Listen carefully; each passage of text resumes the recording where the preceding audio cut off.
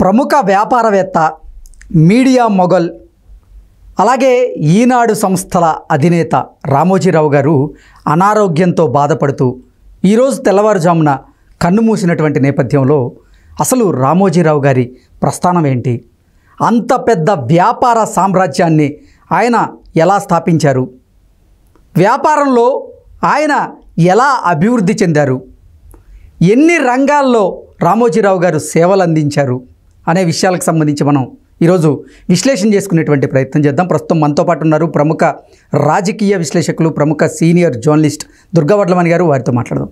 దుర్గా, నమస్తే అండి. నమస్తే అండి. ప్రముఖ మీడియా మొగల్, ప్రముఖ పారిశ్రామికవేత్త, అన్ని రంగాల్లో విశేషమైనటువంటి సేవలు అందించినటువంటి వారు రామోజీరావు గారు. ఆయన ఈరోజు అనారోగ్య సమస్యలతో మరణించడం జరిగింది. అసలు ఏంటి మేడం రామోజీరావు గారి ప్రస్థానం ఏంటి, అంత పెద్ద వ్యాపార సామ్రాజ్యాన్ని ఆయన ఎలా స్థాపించారు, ఆయన జీవితంలో ఎదుర్కొన్నటువంటి ఒడుదుడుకులేంటి, ఒక సీనియర్ జర్నలిస్ట్గా రామోజీరావు గారి మీద మీ అభిప్రాయం ఏంటి, ఎనాలిసిస్ ఏంటి అంటే ఏం చెప్తారు? ఈరోజు రామోజీరావు గారిని కోల్పోవడం నిజంగా చాలా దురదృష్టకరం అండి. ఎందుకు చెప్తున్నానంటే ఆయన ఒక అపర విశ్వామిత్రుడు, సృష్టికే ప్రతి సృష్టి చేశాడు ఆయన. ఈయన కూడా అంతే కదా, ఒక పెద్ద ఫిలిం సిటీని కట్టి ఎవరూ చేయలేని పని అది. అంటే ఫిలిం సిటీ లేదా అంటే ఉంది, కానీ ఇంత పెద్దది ఎక్కడా లేదు. దేశంలోనే పేరుగాంచినటువంటి, ప్రపంచంలోనే పేరుగాంచినటువంటి ఫిలిం సిటీల్లో రామోజీ ఫిలిం సిటీ ముందు వరుసలో ఉంది. అంత పెద్ద ఫిలిం సిటీని స్థాపించడం ఆయన వల్ల తప్పితే ఇంకెవరి వల్ల కాదు అనేది చాలామంది అభిప్రాయం. అసలు ఫిలిం సిటీ వెనక ఉన్న ప్రస్థానం ఏంటి అంటే ఏం చెప్తారు? ఇప్పుడు డిస్నీ ల్యాండ్ ఉందండి, కానీ డిస్నీ ల్యాండ్ చాలా చిన్నది. వాళ్ళే వచ్చి మెచ్చుకుని ఆశ్చర్యపోయి వెళ్ళారు కదా. అసలు మనకు ఆశ్చర్యం వేస్తుంది. ఎక్కడో ఒక రైతు కుటుంబంలో పుట్టి ఎక్కడ స్టార్ట్ చేశారండి ఆయన జీవితం? ఎప్పుడో 1936 నవంబర్ 16 పుట్టి అంచెలంచెలుగా ఎదుగుతూ ఆయన ఒక, అంటే ఆయనకి యాడ్ మీద కూడా ఇంట్రెస్ట్ ఉంది, యాడ్ ఏజెన్సీ మీద కూడా. సో ఢిల్లీ వెళ్ళి నేర్చుకుని వచ్చి ఒక 150 రూపాయలతో ఆయన ప్రస్థానం ప్రారంభమయ్యి, అటువంటి వ్యక్తి ఒక సైకిల్ మీద తిరిగే రామోజీరావు గారు అసలు ఈరోజు ఎవరికి అందనంత ఎత్తులో. ఇప్పుడు అసలు రామోజీరావు గారిని కలవాలంటే ఎవరైనా అక్కడికి ఫిలిం సిటీకి వెళ్ళాలి తప్ప ఆయన ఎప్పుడు కూడా బయటకు వచ్చిన ఇది చూడలేదు మనం. ఒక మార్గదర్శి కేసుల విషయంలో 1-2 సార్లు ఆయన సిటీకి వచ్చి ఉంటారు, అంతవరకే కోర్టుకి. అదర్వైజ్ మనం అసలు ఆయన ఎప్పుడు ఎక్కడ చూడం. రామోజీరావు గారి తల్లిదండ్రులు ఆయనకి వారి తాతగారి పేరు అయినటువంటి రామయ్య అని పెట్టారని, కానీ తన పేరుని తానే పెట్టుకున్నారు రామోజీరావు గారు అంటూ కూడా కొన్ని వార్తలు. అవునండి, ఆయన ప్రాథమిక విద్యాభ్యాసం అప్పుడు రామయ్య అనే పేరు నచ్చక తనకి తనే మార్చుకున్నట్టు రామోజీరావు అని. అంటే ఇప్పుడు రామోజీరావు అనే పేరు ఒక ఐకాన్గా అయిపోయింది.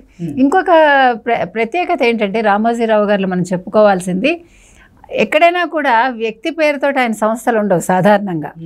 రామోజీరావు గారు అన్ని రామోజీరావు గారి పేరుతోటే ఉంటాయి, ఇంకా వేరే ఏది ఉండదు. కనీసం వాళ్ళ తాత తండ్రులది కావచ్చు, లేకపోతే వాళ్ళ ఏది ఉండదండి. రామోజీరావు అంటే మనకు అర్థమైపోతుంది ఇది ఈనాడు పత్రికకు సంబంధించిన ఆయన, ఈనాడు ఛానలు లేదు, ఫిలిం సిటీ, ఇంకా ఆయన అడుగు పెట్టని రంగం లేదండి. అంటే ఒక వ్యక్తి విజను ఇన్ని రకాలుగా ఉంటుందా, ఒక వ్యక్తి ఇన్ని చెయ్యొచ్చా? అన్నదాత మొదలుపెట్టారు, ఫస్ట్ అన్నదాతతోటి మొదలుపెట్టిన ప్రస్థానం ఆయన ఈనాడు స్టార్ట్ చేశారు.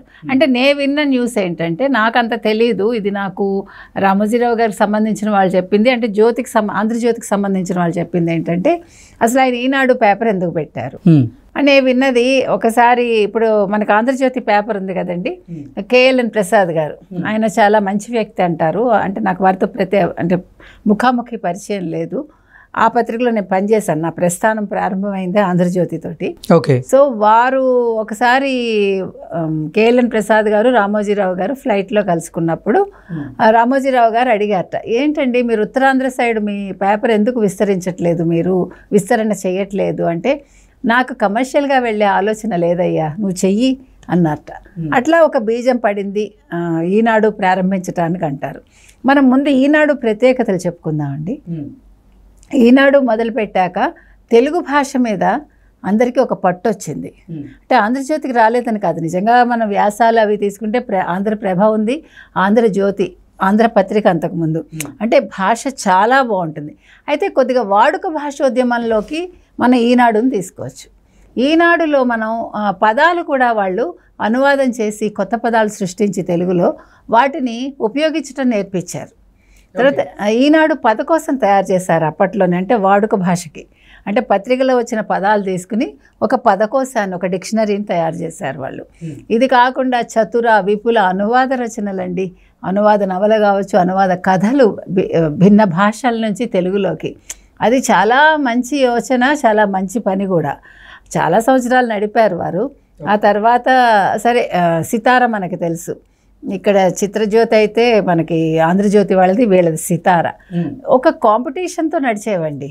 అసలు ఈనాడు అనేది ఏం నేర్పించిందంటే, మీకు తమిళనాడులో మీరు వెళ్ళి చూస్తే అక్కడ ఆటో అబ్బాయి పొద్దున్నే ఏం చేస్తాడంటే చక్కగా స్నానం చేసి బొట్టు పెట్టుకుని ఒక న్యూస్ పేపర్ కొనుక్కుని ఆటోలో కూర్చుని ఆ పేపర్ చదువుతాడు. Can you believe? ఈనాడు పేపర్ని? ఈనాడు కాదు, తమిళ పేపర్. ఓకే. ఎందుకు చెప్తున్నామంటే అక్కడ మీకు ఒక చిన్న పత్రిక కూడా 5 లక్షల సర్క్యులేషన్ ఉంటుంది, ఒక చిన్న బుక్ కూడా. సో అటువంటి విధానాన్ని తెలుగులో పరిచయం చేసింది ఈనాడు. ఈనాడు అనేది ఎందుకు అంత విస్తరించబడింది అంటే, మొట్టమొదటి ఉదయం పేపర్ చూసే అలవాటు ఈనాడు అందరికీ నేర్పింది తెలుగు వాళ్ళకి. పొద్దున్నే పేపర్ వచ్చేది, ఇప్పుడంటే లేట్ అవుతుంది మనకి. అప్పుడు 6 గంటలకు పేపర్ రావటం అంటే చాలా పెద్ద విషయం కదా. మనకి తెలుగు పేపర్ ఎప్పుడు కూడా ఎప్పుడో 9, 10, 11 ఎప్పుడో వచ్చేది. వాడికి వీలైనప్పుడు వాడు తెచ్చేవాడు అంతే, ఆ పేపర్ బాయ్. అటువంటి దాని నుంచి ఉదయం కాఫీ తాగుతూ పేపర్ చూసే అలవాటుని మనకి ఈనాడు కల్పించింది మనకి. సో ఆ రకంగా వాళ్ళు ఒక ఉద్యమంలాగా చేపట్టారు దాన్ని, పేపర్ చదవటం అనే. రామోజీరావు గారికి అసలు తెలుగు భాష మీద ఎందుకంత మక్కువ, ఎందుకంత ఇష్టం, ఎందుకంత ప్రేమ అంటే ఏం చెప్తారు? నిజమండి, ఇది మాత్రం చాలా ప్రత్యేకత. ఎందుకో మనకు తెలియదు. ఆయన భాషని ప్రేమించారు, తెలుగు భాష కోసం తపన పడ్డారు. అందుకే తెలుగు వెలుగు అనే కార్యక్రమం నిర్వహించారు. ఇంకా చాలా పనులు చేశారు ఆయన. ఒక పత్రిక నడిపారు ఆయన తెలుగు వెలుగు పేరిట. అసలు తెలుగుకి అంతలాగా ప్రాముఖ్యత ఇచ్చిన ఇంకా ఏ పత్రిక మనం చూడం. అంటే ఏ పత్రిక, ఈనాడు పత్రిక మనం చూస్తే జర్నలిస్టులకు మాత్రమే కొన్ని పదాలు బాగా అర్థమవుతాయి. అవునండి. మిగతా వాళ్ళకి అంటే పెద్దవారికి అర్థం చేసుకునే వారికి మాత్రమే కొన్ని అర్థం అవుతాయి. తెలుగు అంతంత మాత్రంగా వచ్చిన వాళ్ళకి మాత్రం ఆ పదాలు అర్థమయ్యేవి కాదు. అంటే మనం ఇప్పుడు వాడుక భాషలో హెల్మెట్ని అక్కడ తెలుగులో స్పష్టమైనటువంటి ఒక పదంతో చెప్పడం, ఇలా అంటే తెలుగు భాష యొక్క గొప్పతనాన్ని ఈనాడులో చాలా గొప్పగా ప్రతి ఆర్టికల్లో కూడా తెలుగునే స్పష్టంగా చూపించడం జరుగుతుంది. అది మాత్రం చాలా మెచ్చదగ్గ విషయం అండి. ఆయన తెలుగుకి చాలా సేవ చేశారు. ఆయన చెప్పాలంటే తెలుగు భాష అభివృద్ధికి కావచ్చు, తెలుగు భాషకు కావచ్చు ఆయన చాలా కృషి చేశారండి. చివరి నిమిషం వరకు ఆయన భాష మీదే చాలా మక్కువ చూపారు. తర్వాత ఇప్పుడు ఒక డిక్షనరీ కూడా, రామోజీ డిక్షనరీ కూడా రెడీ అవుతోంది. అది ఎప్పుడో అయిపోవాలి, పోస్ట్పోన్ అవుతూ వచ్చింది. నేను కూడా ఒక 2 రోజులు వెళ్ళి అందులో చేయడానికి ప్రయత్నించాను, కానీ రోజు వెళ్ళి చేయటం కుదరక నేను చేయలేకపోయాను. ఇప్పటికీ నడుస్తుందండి అది ఆయన కళ అది చెప్పాలంటే. అయితే రామోజీరావు గారిలో భిన్న కోణాలు ఉన్నాయి అంటారు ఎప్పుడు కూడా. ఆయన ఒకప్పుడు కమ్యూనిస్ట్ భావాలతో ఉండేవారు మీకు తెలిస్తే. ఆ కమ్యూనిస్ట్ భావాల నుంచి అసలు ఈనాడులో మీకు ఎప్పుడూ కూడా ఉదయం పూట మీకు ఈ భక్తికి సంబంధించినవి ఏవి వచ్చేవి కాదు. అవును, మీకు గుర్తుంటే ఈనాడు పత్రిక ప్రారంభించిన మొదట్లో కూడా ఆయన ఆధ్యాత్మికకు సంబంధించినటువంటి ఉండేది కాదు, సమాచారం అసలు ఏది ఆ పత్రికలో ఉండేది కాదు. దినఫలాలు కానీ, వార ఫలాలు కానీ, మాస ఫలాలు ఏది కూడా ఆయన ఎంకరేజ్ చేసేవాళ్ళు గారు. తిథి వార నక్షత్రాలు వేటికి సంబంధించి ఉండేది కాదు. అటువంటి పత్రిక సుమన్ గారికి ఒంట్లో బాగులేనప్పుడు వారి సతీమణి ప్రోద్బలంతో మొదలుపెట్టారు అంటారు. అట్లా కొంచెం మారుతూ ఆయన ఇప్పుడు అన్నీ మీకు ఇప్పుడు ఈవెన్ మీకు క్రిస్టియన్ ప్రోగ్రామ్స్ కూడా వస్తున్నాయి ఈనాడులో ఆదివారం. నేను మొన్న చూసి షాక్ తిన్నా. రాకూడదని కాదు, అంటే ఒక మనిషి మార్పుకి మీకు చలం గారిని తీసుకుంటే చలం అసలు ఎంతటి విప్లవ ధోరణి అండి అయింది. ఎస్పెషల్లీ స్త్రీల విషయంలో కానీ ఆయన రాసిన నవలలు, మైదానం నవల ఎంత సంచలనం. అటువంటి చలం గారు అరుణాచలంలో మరి తన జీవిత చర్మాంకం గడిపారు కదా. దానికి చాలామంది చాలా వ్యాఖ్యానాలు చేస్తారు, కానీ మనిషి మారతాడు. ఆధ్యాత్మికతను సంతరించుకుంటాడు. అది రామోజీరావు గారైనా చలవైనా ఎవరైనా ఒకటే. ఓకే. రామోజీరావు గారి గొప్పతనం మాత్రం భాష విషయంలో మనం గుర్తించాలండి. అదేవిధంగా ఆయన డ్రీమ్ ప్రాజెక్ట్ ఒకటి ఉంది, ఓం అని. ఆయన ఒకటి పెద్దది ఆధ్యాత్మిక, అంటే ఇప్పుడు రామోజీ ఫిలిం సిటీని ఎంత ప్రతిష్టాత్మకంగా నిర్మించారో ఓం అనేటువంటి ఒక స్పిరిచువల్ సిటీని కూడా నిర్మించాలనేది ఆయన డ్రీమ్ ప్రాజెక్టుగా అందరూ చెప్తూ ఉంటారు. మరి ఎందుకు అది ఆ కళ నెరవేర్చుకోలేకపోయారు ఆయన? అంటే అనారోగ్య కారణాలు, వయసు మీద పడడం. ఇప్పుడు చిన్న కొడుకు పోయాక కొంచెం కుంగిపోయినట్టున్నారు వారు, సుమన్ పోయాక. ఓకే. ప్లస్ ఉంటాయి కదండి. ఇంకొక మధ్యలో ఏమైందంటే ఈ మార్గదర్శి చిట్ ఫండ్ మీద జగన్ చేసిన దాడి, ఈ 5 ఏళ్లలో ఆయన చాలా ఎదుర్కొన్నారు కదా. అంటే ఒక ఏం చెప్పాలి, మనం ఒక మేరునే కొంచెం కదిలించినట్టు అయింది. ఇప్పుడు ఆయన ఒక మేరు నగధీరుడు లాంటి వాడు, ఆయన ఒక ఐకాన్ అని మనం చెప్పుకున్నాం. అసలు రామోజీరావు గారంటే అటు పత్రికలు, ఇటు భాష, ఇటు సినిమాలు, వ్యాపారాలు, ఆయన చేయని వ్యాపారం లేదు. మనకి తెలిసి ఆయన నష్టపోయింది ఒక సోమరసం అని పెట్టారు కొత్తలో, ఒక డ్రింక్, కూల్ డ్రింక్స్ లాగా. అదొక్కటే ఆయన కొంచెం నష్టపోయారు. ఆయనకు అన్నీ ఉన్నాయండి, ఆయనకి లేనివి లేవు. మనం కాకపోతే ఏంటంటే ఈ ఓం అనే డ్రీమ్ ప్రాజెక్ట్ మాత్రం పూర్తి కాలేదు. జగన్మోహన్ రెడ్డి మార్గదర్శి విషయంలో చేసిన దాడులు కావచ్చు, ఆయన ఆర్థిక మూలాలు దెబ్బతీయాలని చూసినప్పటికీ రామోజీరావు గారు కాబట్టి తట్టుకుని నిలబడ్డారు. అప్పుడు చంద్రబాబు నాయుడు గారు ఇందులో లేరు, యాక్చువల్గా రాజకీయాల్లో లేరు. అంటే రాజకీయాల్లో అంటే పదవిలో లేరు. అటువంటి సమయంలో కూడా ఆయన కుంగిపోకుండా ఆయన నిలదొక్కున్నారు, దాన్ని ఎదుర్కొన్నారు కూడా ఆయన. సో అంటే ఆయన అరెస్ట్ చేయడానికి లేకుండా, అంటే జగన్మోహన్ రెడ్డి ఎన్ని యుక్తులు పనినా కూడా ఆయన అరెస్ట్ చేయలేకపోయారు. ఆ కక్షను చంద్రబాబు నాయుడు గారి మీద తీర్చుకున్నారనుకోండి, అది వేరే విషయం. కాకపోతే జగన్మోహన్ రెడ్డి చేసిన తప్పిదాల్లో అది కూడా ఒకటి.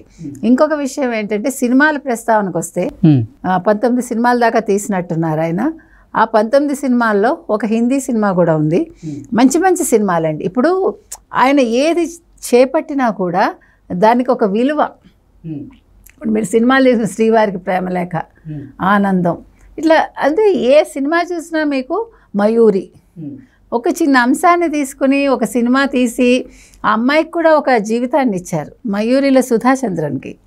జూనియర్ ఎన్టీఆర్ కూడా రామోజీరావు గారి బ్యానర్లోనే హీరోగా పరిచయం అయ్యారనుకుంటా. బ్యానర్లో కాదండి, అసలు జూనియర్ ఎన్టీఆర్ని తీసుకొచ్చిందే రామోజీరావు గారు.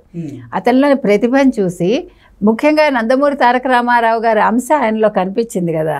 అంటే ఆయన హైట్ లేరు, ఇవన్నీ కాదు, కాకపోతే ఎక్కడో తాత పోలికలు ఉన్నాయి ఆ అబ్బాయికి. దాంతో ఆయన ముచ్చటపడి అందులో కూచిపూడి నేర్చుకున్నాడు అతను. ఇవన్నీ చూసి అతన్ని ఎంకరేజ్ చేశారు. అతనితోటి మొట్టమొదటి చిత్రం ఆయనే తీశారు. ఆ రకంగా అతనికి జీవితాన్ని ఇచ్చారు. అంటే ప్రపంచవ్యాప్తంగా రామోజీరావు గారు వ్యాపార సామ్రాజ్యాన్ని అయితే స్థాపించడం జరిగింది, దాన్ని విస్తరించడం కూడా జరిగింది. అసలు రామోజీరావు గారి ఆస్తి ఎన్ని లక్షల కోట్లు అంటే ఏం చెప్తారు? మనం చెప్పలేమండి, అది మనం అంచనా వేయలేం. ఎవరైనా ఆర్థిక నిపుణులు చెప్పాలి తప్ప మనకు అందనంత ఎత్తులో ఉంది అది. ఎందుకంటే మనం ఆర్థిక నిపుణులం కాదు కదా. కాకపోతే ఏంటంటే మన ఊహకు అందనంతే ఉంది వారికి. అందులో అన్ని రకాలు, ఇప్పుడు ఛానల్స్ తీసుకోండి, ఎన్ని భాషల్లో పెట్టారు ఆయన, ఏకంగా చాలా భాషల్లో పెట్టారు. ఒరియా కావచ్చు, మరాఠీ కావచ్చు, ఇట్లా చెప్పుకుంటూ వెళ్తే ఛానల్స్ పెట్టారు ఆయన. అఫ్కోర్స్ తర్వాత కొన్ని ఛానల్స్ అమ్మేశారనుకోండి వయోభారం వల్ల. ఇప్పుడు కిరణ్ గారు ఒక్కరే అయిపోవటం, కిరణ్ గారు ఈనాడు పత్రిక చూసుకుంటున్నారు, ఆవిడేమో మార్గదర్శి చూసుకుంటారు, శైలజ కిరణ్ గారు. సో వాటిని నిర్వహించడం కూడా కష్టం కదండి. అయినా కూడా ఇప్పుడు మనవడు కూడా అంది వచ్చాడేమో, మనకు తెలియదు అంతా. నెక్స్ట్ మరి అబ్బాయి కూడా ఏమైనా బాధ్యతలు ఇస్తారేమో. ఏదేమైనా అసలు రామోజీరావు గారు లాంటి వ్యక్తి గురించి మనం మాట్లాడుకోవటానికి చాలా ఉందండి. అంటే మనలాంటి వాళ్ళని ఎక్కువ మాట్లాడలేం కానీ, బట్ అటువంటి వ్యక్తిని వాళ్ళు కోల్పోవటం నిజంగా విచారకరం. ఆయన ఎన్టీ రామారావు గారికి అసలు రాజకీయ జీవితాన్ని ఇచ్చింది ఆయన ఒక రకంగా. అంటే రామారావు గారికి ఆయన రాజకీయాల్లోకి రావాలనుకోవడం, దానికి చేయూతనివ్వడం, ఈనాడు అన్ని రకాలుగా సహాయ సహకారాలు అందించిందండి. ఆయన ముఖ్యమంత్రి అయ్యాక మళ్ళీ ఆయన పదవీచ్యుతుడిని చేసినప్పుడు నాదెండ్ల భాస్కర్ రావు గారు, ఈయన వెన్నంటి ఉండి రామోజీరావు గారు తర్వాత మీకు ఇంకొక పెద్ద విషయం ఏంటంటే లక్ష్మీపార్వతి టైంలో కూడా ఆంధ్రజ్యోతి పత్రిక కావచ్చు, ఈనాడు పత్రిక కావచ్చు, చాలా కథనాలు ఇచ్చింది అప్పట్లో. ఆ తర్వాత చంద్రబాబు నాయుడు గారు కూడా ఎలివేషన్ ఇచ్చింది. ఇంకొక పెద్ద విషయం ఏంటంటే ఇవాళ చంద్రబాబు నాయుడు గారు చెప్పారు, అసలు అమరావతి అనే పేరు సూచించిందే రామోజీరావు గారట.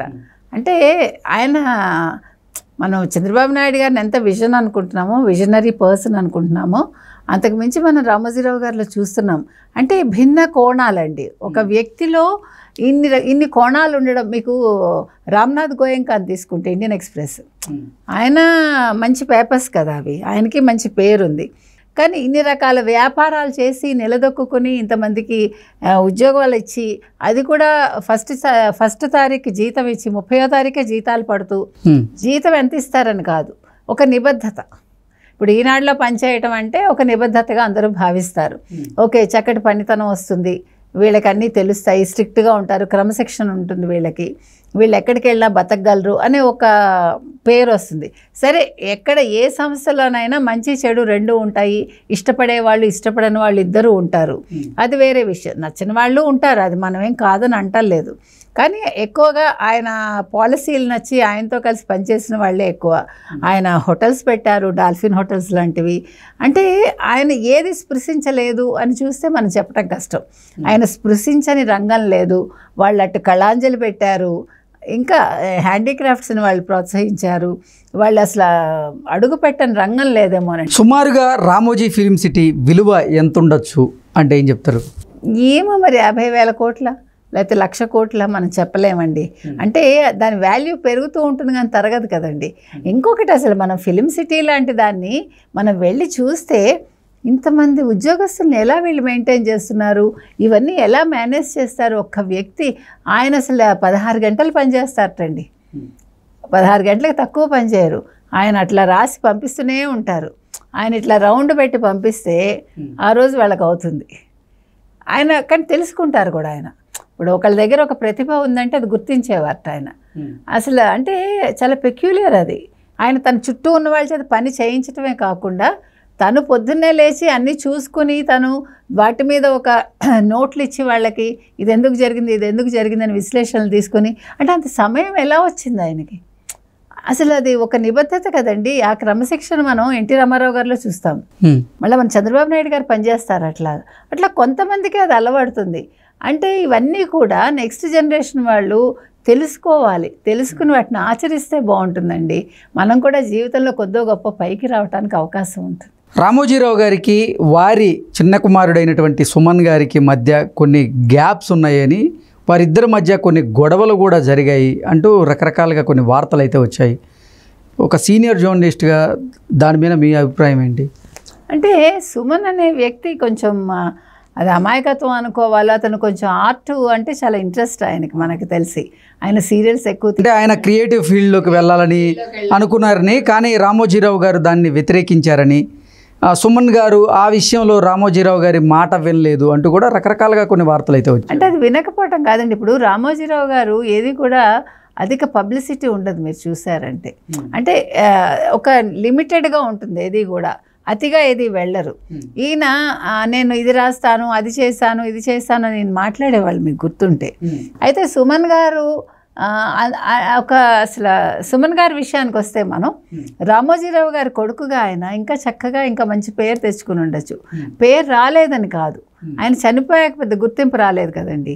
ఆయన జీవితంలో ప్రభాకర్ అనే వ్యక్తి కూడా ఆయన్ని కొంచెం ఇబ్బంది పెట్టాడని మనం వింటాం. అంటే ఆయన సైకలాజికల్గా ఆయన్ని లోబర్చుకుని తండ్రికి దూరం చేశారు అనే ఒక దుర్గారు. అసలు రామోజీరావు గారికి అలాగే వారి కుమారుడైనటువంటి సుమన్ గారికి మధ్య గొడవలు రావడానికి ప్రభాకరే కారణం అంటారా? అందులో ఖచ్చితంగా చెప్పచ్చండి. ఎందుకంటే ప్రభాకర్ కూడా ఆ మధ్య కూడా ఆయన మాట్లాడి అంటే అహంకారం కనిపించింది నాకు ప్రభాకర్ గారి మాటల్లో. నేను ఎందుకు చెప్తున్నానంటే అసలు రామోజీరావు గారి ముందు వీళ్ళందరూ ఎంతండి? నువ్వు ఒక 150 రూపాయలు ఉద్యోగానికి వచ్చి నువ్వు అసలు ఆ స్టేజ్కి ఎట్లా వెళ్ళగలిగావు? నువ్వు చెప్పిందే వినాలి, తండ్రి చెప్పింది వినద్దు అంటే ఒక డెసిషన్ రామోజీరావు గారు తీసుకున్నాక దాన్ని వద్దనే అధికారం ఎవరికైనా ఉంటుందండి? ఈ ప్రభాకర్ అన్న వ్యక్తి అంతలాగా చేశాడు, ఆ రామోజీరావు గారు చెప్పిన దాన్నే కాదని, అంటే సుమన్ గారి చేత కాదనిపించి తాను చెప్పింది చేయించేలాగా చేశాడు అని, ఇట్లాంటి గొడవల వల్లే ప్రభాకర్ అన్న అతను బయటికి రావాల్సి వచ్చిందని. అసలు సుమన్కి ప్రభాకర్ గారికి ఉన్న రిలేషన్ ఏంటి? వాళ్ళిద్దరు ఫ్రెండ్సా, లేదంటే అసలు ప్రొఫెషనల్ రిలేషన్షిప్ మాత్రమే ఉండేదా, లేకపోతే ఇంకేదన్నా రిలేషన్షిప్ వాళ్ళది? అంటే ఏం చెప్తారు? క్లోజ్ ఫ్రెండ్ అయ్యాడని మనం విన్నామండి, మనకు అంతకంటే తెలియదు. అంటే ఒక శాసించే స్థాయికి వెళ్ళిపోయాడు. సుమన్ని సైకలాజికల్గా ఆయన కంట్రోల్ చేశాడు అంటారు. ఎందుకంటే సుమన్లో ఒక ఆర్టిస్ట్ ఉన్నాడు, మీకు తెలుసు. సుమన్ది కొంచెం సున్నిత మనస్తత్వం, ఎందుకంటే అమ్మమ్మల దగ్గర పెరిగాడు ఆయన. అమ్మమ్మ తాత వీళ్ళ దగ్గర పెరగటం వల్ల గారం ఎక్కువ చేశారు అతను, అందువల్ల చాలా సున్నితంగా ఉండేవారు అతను. అందుకని ప్రభాకర్ ఇన్ఫ్లుయెన్స్ ఆయన మీద పడి ఇంకా ప్రభాకర్ ఏం చెప్తే అదే చేశాడు. ఒక స్టేజ్లో అసలు ప్రభాకర్ మాటే అక్కడ చెల్లుబడి అయింది. రామోజీరావు గారిని పక్కన పెట్టేంత స్టేజ్కి వెళ్ళాడు ప్రభాకర్ అని కూడా మనకు వార్తలు వచ్చాయి.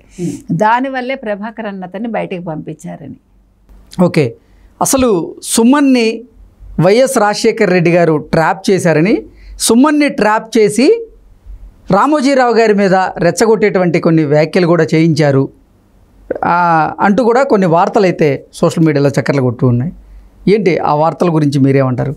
ఉండొచ్చండి, ఎందుకంటే కాంగ్రెస్ అంటే రామోజీరావు గారికి పడదు. ఇంకొకటి వైఎస్ రాజశేఖర రెడ్డి గారు వచ్చాక ఈయన ఫస్ట్ నుంచి కూడా తెలుగుదేశం సపోర్టర్ కదా రామోజీరావు గారు. సో ఆ రీజన్ వల్ల కూడా వైఎస్ రాజశేఖర రెడ్డి బతుకున్న రోజుల్లో ఆయన సుమన్ని బాగా ట్రాప్ చేసి ఉండొచ్చు, అందులో మనకి డౌట్ పడాల్సిన పని లేదు. ఆ ట్రాప్ వల్లే ఈయన ఇబ్బందులకు గురి చేయటం కోసం, అంటే మిమ్మల్ని డైరెక్ట్ నేను ఇబ్బంది పెట్టలేక ఇప్పుడు మీ అబ్బాయి ద్వారా చేయటం అనమాట. ఆ రకంగా రాజశేఖర రెడ్డి గారు ట్రై చేశారని మనం విన్నాం.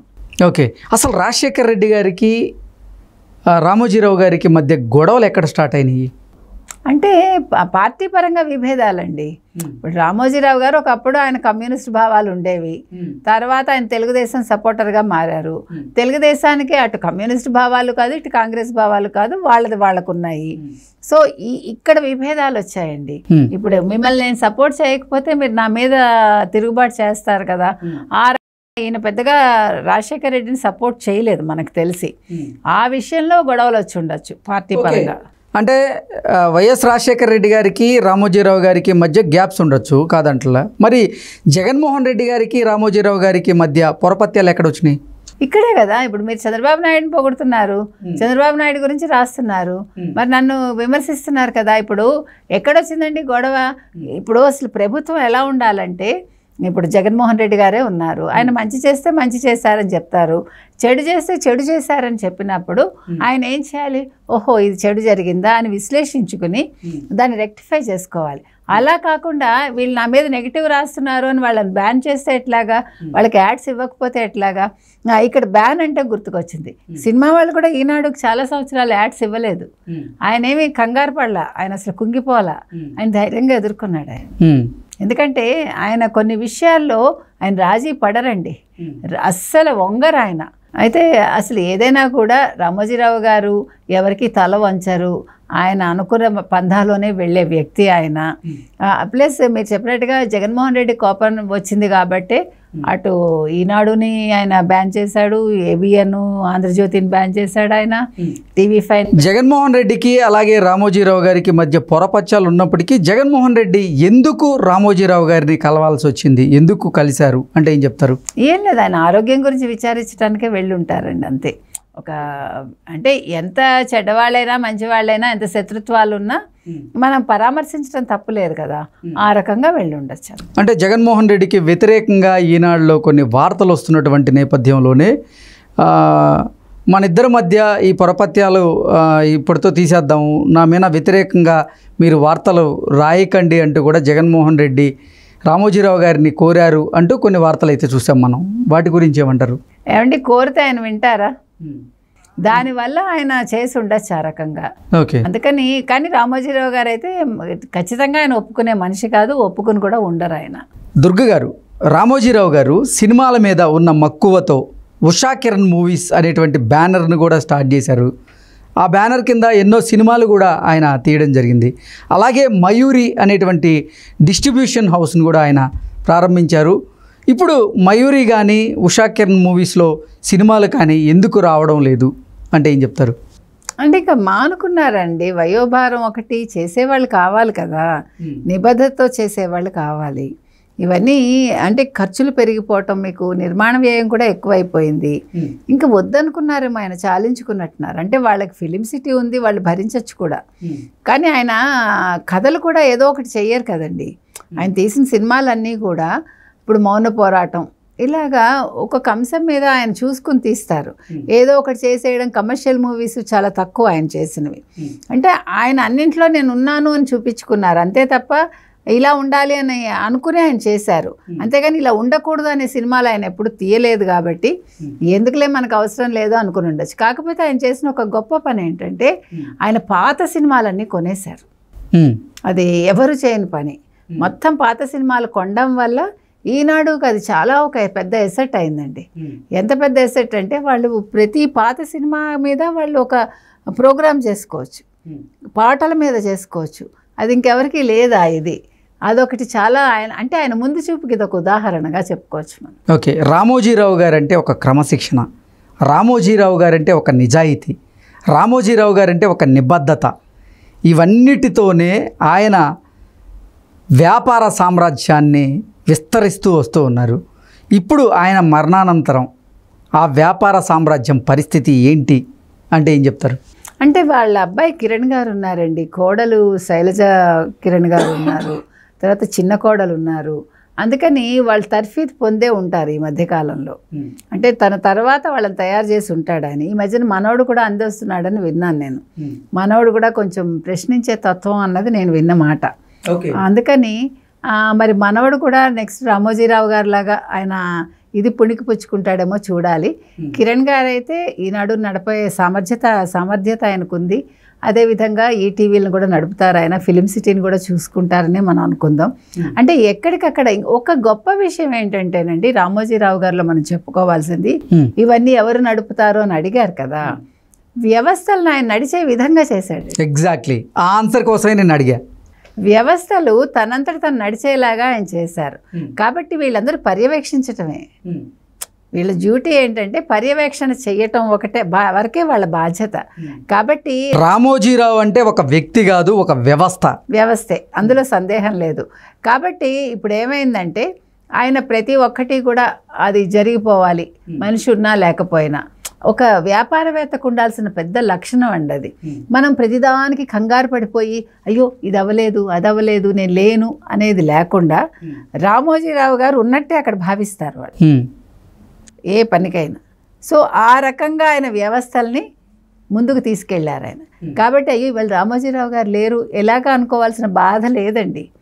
ఆర్థికంగా కావచ్చు, లేకపోతే వ్యవస్థలు సక్రమంగా నడవడంలో కావచ్చు, రామోజీరావు గారు ఒక మార్గనిర్దేశన చేశారు ఆయన. ఆయన ఒక మార్గదర్శి.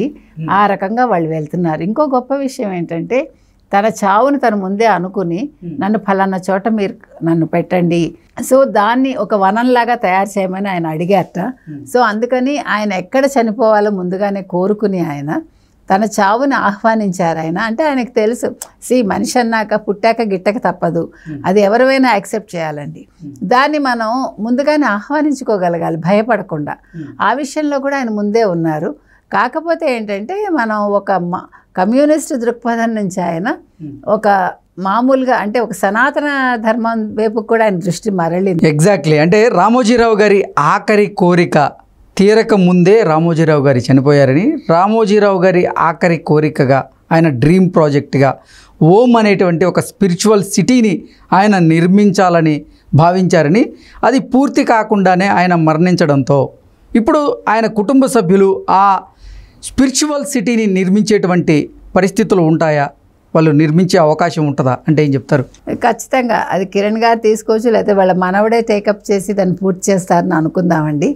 ఎందుకంటే ప్రతి కుటుంబంలోనూ మనం వంశపారంపర్యంగా చూసుకుంటే జీన్స్ అనేవి వస్తూనే ఉంటాయి. కాబట్టి ఆయన అంశ వాళ్ళ మనవడిలో ఉందేమో. నెక్స్ట్ ఇంకో రామోజీరావు తయారు కావచ్చు, మనం ఎదురు చూద్దాం.